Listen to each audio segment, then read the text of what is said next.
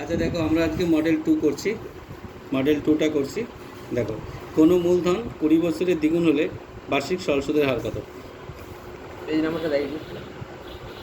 এত কাছে না, একটু বলবো। ধরি মূলধন কত? ধরি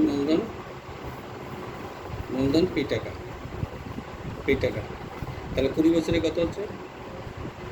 20 বছরে সুদ আসল কত? সুদ আসল হচ্ছে 2p টাকা। তাহলে সুদ কত? সুদ হচ্ছে পি টাকা। কীভাবে পেলাম? 2p মাইনাস পি, মানে পি টাকা পেলাম। আচ্ছা, তাহলে বার্ষিক সুদের হার কত?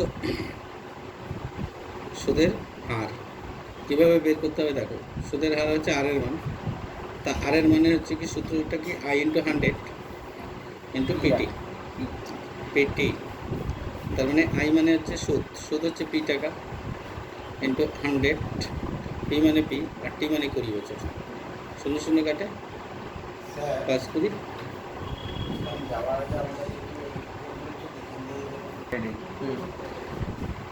তাহলে 5%। তার মানে এটা এ উত্তর। হ্যাঁ, ঠিক আছে। এবার দুয়েরটা যাও। দুয়েরটা হচ্ছে 2a ইকুয়াল টু হচ্ছে 3b ইকুয়াল টু হচ্ছে 4c। এখান থেকে চেয়েছে a is to b is to c সমান কত, এটা চেয়েছে। তো আমরা এখানে এটা করব কিভাবে? দেখো, এটাকে করার নিয়ম হচ্ছে a বাই হাফ, মানে এটাকে পুরো উপরে রাখতে হবে আর এই সহগটাকে নিচে নামাতে হবে। এখন এটা নিচে নামালে কী হবে? 1/2 হয়ে যাবে, কারণ উল্টে গেলে আবার 2টা উপরে চলে যাবে, তাহলে 2a হয়ে যাবে। তাহলে এটা হয়ে যাবে b বাই 1/3, আর এটা হয়ে যাবে c বাই 1/4। তাহলে বা এই অবস্থায় তুমি লিখতে পারো a is to b is to c। তার মানে 1/2 is to 1/3 is to 1/4।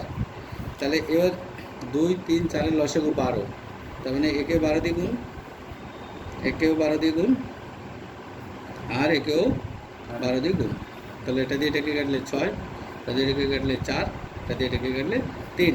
তার মানে 6:4:3, এটা উত্তর। এটা মানে কতটা? 6:4:3 মানে ডিএরটা। এবার আমরা তাহলে চলে যাব তিনেরটা। তিনেরটা হচ্ছে অকেন্দ্রীয় বৃত্তে এবি একটি ব্যাস। দেখো, অকেন্দ্রীয় একটা বৃত্ত, তাহলে এবি একটি হচ্ছে ব্যাস। তাহলে ব্যাস মানে অকেন্দ্রীয় বৃত্ত এরকম হবে, এটা ব্যাস। এবিসিডি বৃত্তস্থ চতুর্ভুজ, এ বি সি ডি, এটা একটা বৃত্তস্থ চতুর্ভুজ। এই এবিসিডি বৃত্তস্থ চতুর্ভুজ। এডিসি 120 ডিগ্রি, এডিসি এটা হচ্ছে 120 ডিগ্রি, 120 ডিগ্রি। বিএসির মান কত? বিএসি মানে এই কোণটা চেয়েছে, এই কোণটা চেয়েছে। আচ্ছা, তোমরা জানো এটা ব্যাসের সাথে যে কোণ তৈরি হয় সেটা 90 ডিগ্রি হয়, সেটা 90 ডিগ্রি হয়। আচ্ছা, এটা যদি 120 ডিগ্রি হয় তাহলে এটা কত ডিগ্রি হবে? কারণ এই দুটো যোগফল কত? বৃত্তস্থ চতুর্ভুজের বিপরীত কোণগুলো পরস্পর সম্পূরক হয়, তার মানে এই দুটো যোগফল 180। তাহলে এবিসি কত? এবিসি হচ্ছে 180 মাইনাস 120, তার মানে 60 ডিগ্রি। তাহলে এটা 60। তাহলে এটা কত হবে? বিএসি কত হবে? বিএসি এর মান হবে 180, তার থেকে বাদ যাবে 90 আর 60-এর যোগফল, 90 প্লাস 60 যোগফল বাদ গেল। তার মানে 180 মাইনাস 915 150, তার মানে 30 ডিগ্রি। ওকে, তাহলে 30 ডিগ্রি এখানে কোথায় আছে? সিতে। তাহলে এটা সি উত্তর। এবার আমরা চলে যাচ্ছি পরের পেজে। এবার দেখো, এখানে চারের অঙ্কটা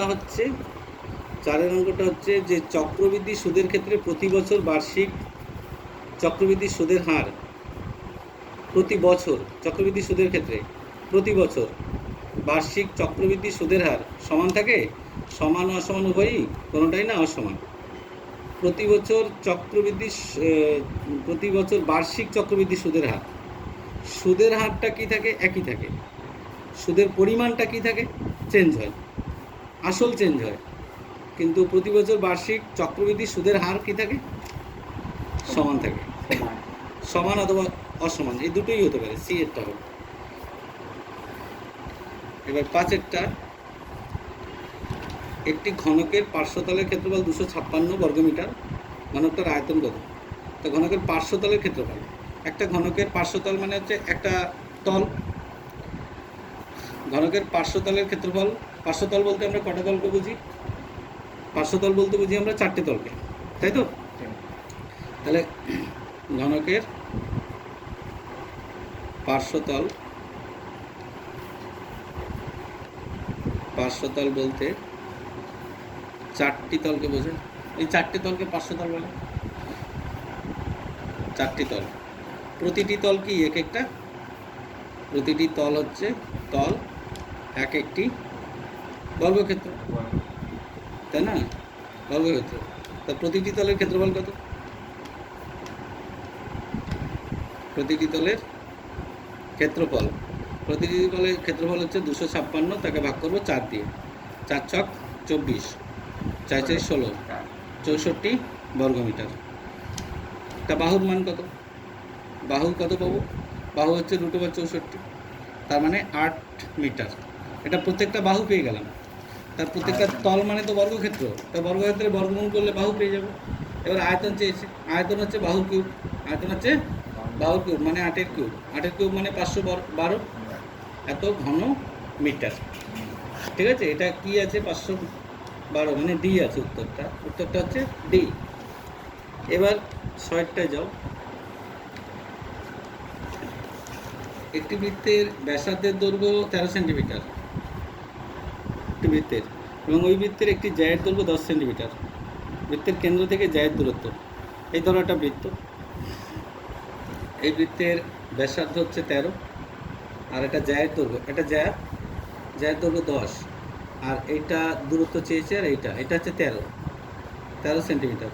আর এটা যদি 10 হয় তাহলে এদিকেও 5, এদিকেও 5 সেন্টিমিটার। ও পি, তাহলে ওপিটা বের করতে বলেছে, বৃত্তের কেন্দ্র থেকে জ্যায়ের দূরত্ব, তার মানে ওপিটা কত হবে?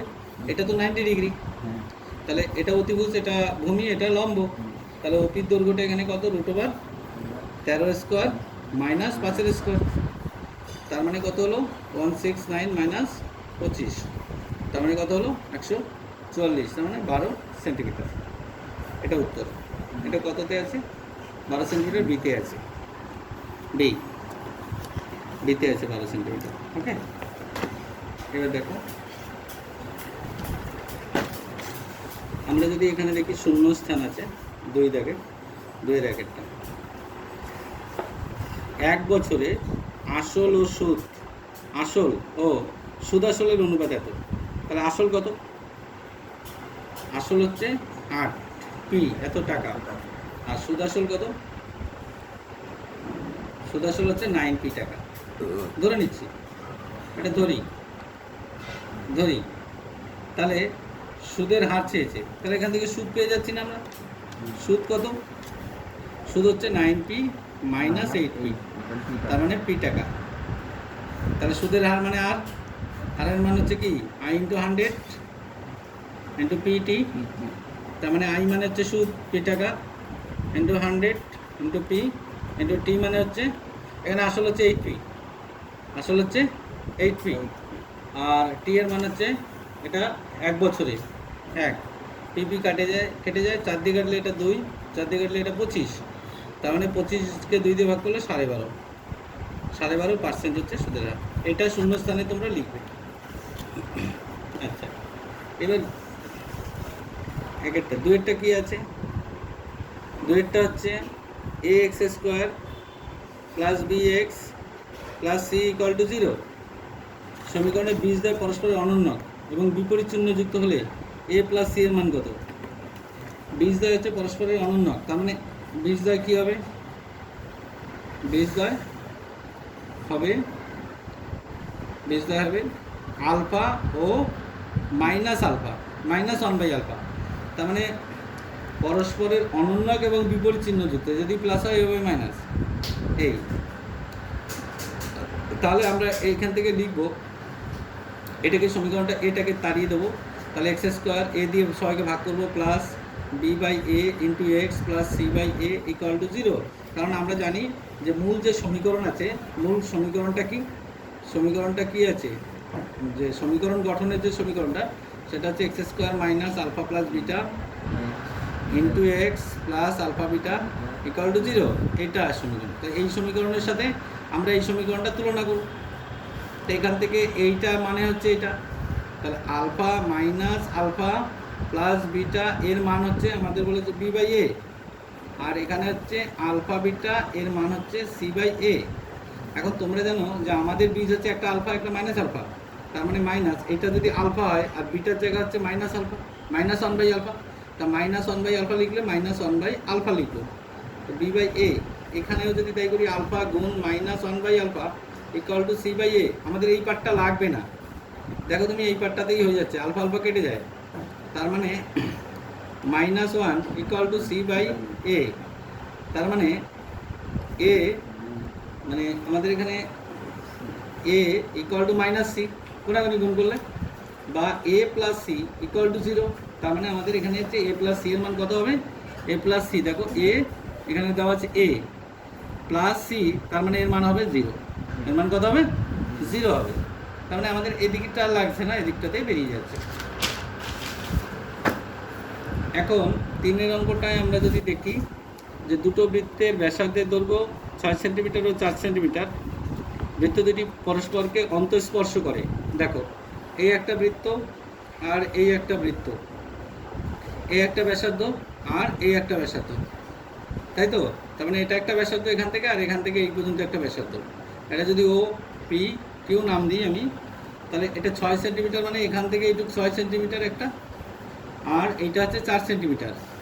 এখন বলছে বৃত্ত দুটির কেন্দ্রদ্বয়ের মধ্যে দূরত্ব, মানে এইখান থেকে এইটুকুর দূরত্ব কত হবে, 6 থেকে 6 মানে এখান থেকে এতটা, আর 4 মানে এখান থেকে এতটা, তা 6 থেকে 4 বাদ যাবে, তাহলে ওপি কেন্দ্রদ্বয়ের দূরত্ব মানে ওপি মানে 6 মাইনাস 4, তাহলে কত হলো 2 সেন্টিমিটার। এটা উত্তর, এটা লিখতে হবে তোমাদের। 4এরটা কি আছে, 4এরটা হচ্ছে 7x is to 5y, ও এটা ইস টু হবে না, এটা একটু ভুল আছে প্রিন্ট, এটা প্লাস হবে, হ্যাঁ এটা প্লাস হবে, এটা প্লাস হবে। ইস টু হচ্ছে 3x প্লাস 4y, এটা ইকুয়াল টু হচ্ছে 7:11, এখান থেকে x is to y এর মান চেয়েছে, তাই এটা জাস্ট সলভ করলেই তোমরা পেয়ে যাবে। 7x প্লাস 5y ডিভাইডেড হচ্ছে 3x plus 4y equal to 7/11, কোনাকুনি গুণ করলে 7×11 77 x plus 5×11 55 y equal two 3×7 21 x plus 4×7 28 y, তাহলে 77x minus 21x equal to 28 y, আর এটা এদিকে গেলে মাইনাস 55 y, তাই তো।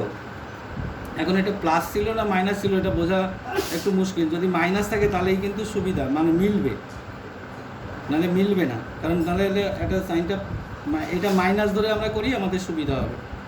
তার 5×55 এদিকে আসলে প্লাস হয়ে গেল, এটা মাইনাস ধরে করি, কারণ ওখানে সাইনটা দেয়নি তো। এটা হচ্ছে 6 2 5, তাই তো,